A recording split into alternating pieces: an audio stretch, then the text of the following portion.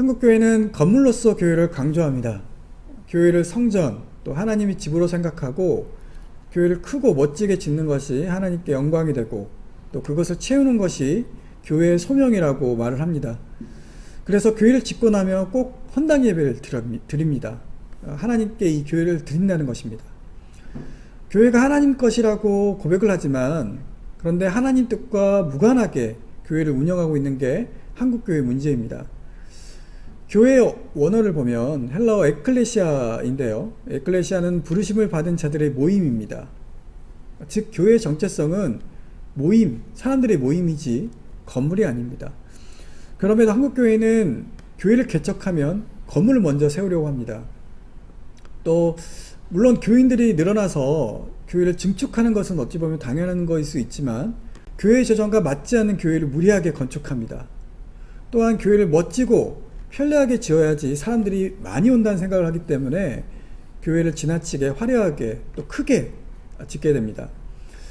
무리한 교회 건축은 교인들의 신앙생활에 악영향을 초래합니다.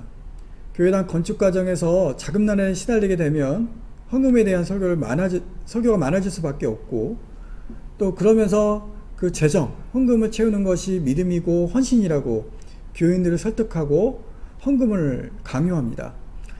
이 과정에서 많은 사람들이 시험에 들고 상처를 받습니다. 심지어 교회를 떠나거나 기독교를 떠나는 경우가 아주 많습니다.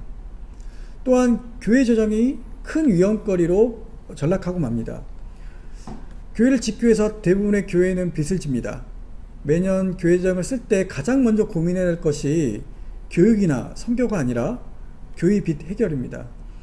원금과 이자를 어떻게 갚아야 나갈지가 매년 고민입니다. 무리한 건축으로 빚을 해결하지 못한 교회는 부동산 매물 시장에 나오게 됩니다. 이런 교회를 다른 종교나 사회비 단체가 사는 경우가 종종 있습니다. 네, 마지막으로 무리한 교회 건축은 교회와 기독교의 신뢰를 깎아내립니다.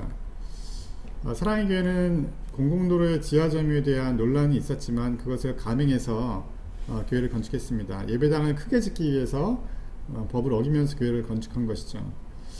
이 과정에서 오정현 목사는 교회를 영적 공공재로 지칭하면서 서울시가 뭐라 하든 누가 뭐라 하든 사회법 위에 도덕법이 있고 도덕법 위에 영적 제사법이 있다. 100명에서 200명이 난리를 치고 행정소송을 한다는데 서초구에만 우리 교인이 2만 수천 명이 있다라고 말했습니다. 일반 대형 건축에도 환경영향평가 또 교통영향평가 등을 거칩니다. 인근 지역의 여론도 중요하고 또 자기 돈 들여서 높이 짓겠다고 해도 고도 제한에 걸리기도 합니다. 일조권 침해도 고려해야 되고 주변 경관과 어울리는 것도 문제가 됩니다. 건축을 둘러싼 이런 모든 사회적 여건과 제약을 돌파할 장애물로 또 극복해야 할 사탄의 시험으로 치부하는 것은 심각한 잘못입니다. 이런 무례한 태도가 교회와 기독교에 대한 신뢰를 떨어뜨립니다. 이런 건물로서의 교회가 가진 한계와 문제를 위한 대안이 최근 논의되고 있는데 바로 예배당을 여러 교회가 사용하는 공유 예배당이라는 개념입니다. 특히 코로나 바이러스로 인해서 미자립 교회는 성도수 감소와 또 월세 부담이라는 이중고에 처한 상황이라서 이런 공유 예배당에 대한 관심이 높아지고 있습니다. 예장합동교단은 올해 4월 9일에 종로구 한국교회 100주년 기념관에서 예배처소 공유교회 초청 간담회를 열었습니다. 간담회에서 몇몇의 교회들의 사례가 발표되었는데요. 서울 소속교회는 새 예배당으로 이전하면서 천석 규모의 기존 예배당을 그 전체를 작은 교회를 위해서 통째로 내놓았다고 합니다. 수석교회 황명한 목사는 수석교회 인근에는 임대료가 비싼 서울 강남구에서 사실상 개척교회가 들어오기는 어려운 지역이라고 말했고요. 그리고 개척의 어려움을 돕기 위해 규모 있는 교회나 노예가 확실한 모판 역할을 해야겠다는 의지가 제일 중요하다고 말했다고 합니다. 또 한 사례는 김포 명성교회가 설립한 어시스트 미션이라는 공간인데요. 이 공간에서는 성도 20명에서 30명 정도 되는 작은 교회 9개가 1시간 반 간격으로 시간대를 나누어서 주일 예배를 드린다고 합니다. 이 어시스트 미션 대표 김인홍 장로는 예장 합동뿐만 아니라 예장 통합뿐만 네, 죄송해요. 어시스트 미션. 예. 어시스트 미션 대표 김인홍 장로는 예장 통합뿐만 아니라 예장 합동, 예장 합신, 물론 침례교, 성결교, 수목원까지 다양한 교회들이 예배처를 공유하며 자연스럽게 연합하게 된다고 하면서 작은 교회들의 건물 임대료에 따른 고비용, 조효율 구조를 획기적으로 개선할 수 있다고 발표했습니다. 대한기독교감리회는 금년 10월 26일 총회 입법회의에서 연회 또 실행부위원회 의결이 있으면 연회 내에 있는 복수의 개척의 공유교회라고 볼 수 있는데, 이 교회가 하나의 예배처를 공동으로 이용할 수 있다는 규정을 신설했습니다. 감리교단은 이를 위해서 지난 6월 15일 공청회를 열었고, 공유교회가 필요한 이유를 이렇게 정의했습니다.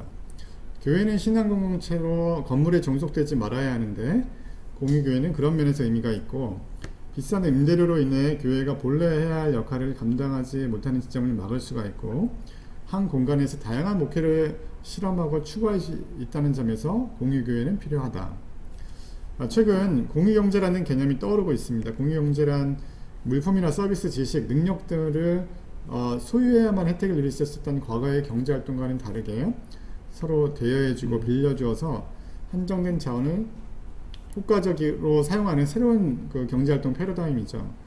즉 생산된 물건이나 공간뿐만이 아니라 지식, 경험 등 개인이 가진 모든 자원을 다른 사람과 공유하며 자원의 효율성을 높이고 협력이라는 가치를 생산하는 것입니다. 최근 공유경제는 전 분야에 걸쳐서 더 확산되고 있는데, 공유라는 개념은 어쩌면 교회에서 가장 잘 어울리는 단어이고, 네. 또 교회가 선교적인 차원에서 먼저 사회에 내놓아야 할 선교적인 이런 개념이 아닌가 생각이 됩니다. 성경은 모든 만물의 주인이 하나님임을 선포하기 때문에 나눔은 하나님의 것을 공평하게 나눈다는 신앙적 실천이라고 할 수 있습니다. 성경에서 공유경제 정신은 희년의 정신이에요.